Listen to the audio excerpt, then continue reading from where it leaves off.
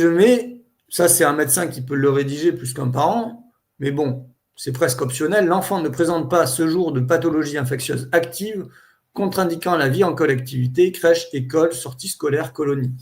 Ça, c'est ce qu'on écrivait depuis des années quand il y avait un enfant qui faisait un épisode notamment de rougeole ou autre, et on demandait au médecin, pour que l'enfant retourne à la crèche ou à l'école, qu'il n'était pas porteur de maladies contagieuses.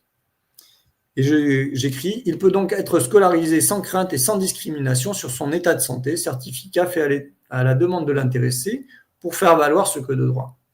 Si vous avez des médecins qui rédigent ça, juridiquement, ils ne craignent rien, vous non plus, vis-à-vis de la PMI, du directeur de crèche, du directeur de l'école, vous produisez ce certificat, ils vont tous faire canard. Ils vont se taire.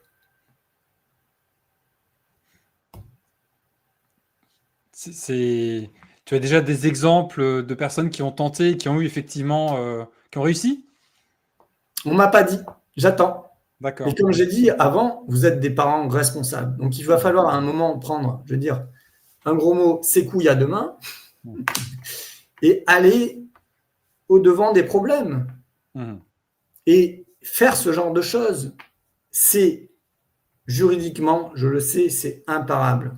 Et après, je rappelle, aucun directeur de crèche ou d'école, recteur d'académie, ne pourra s'opposer à un tel certificat ni à la scolarisation, étant donné que c'est un droit, c'est-à-dire que votre scolarisation ne peut pas être interdite, sinon c'est de la discrimination sur l'état de santé.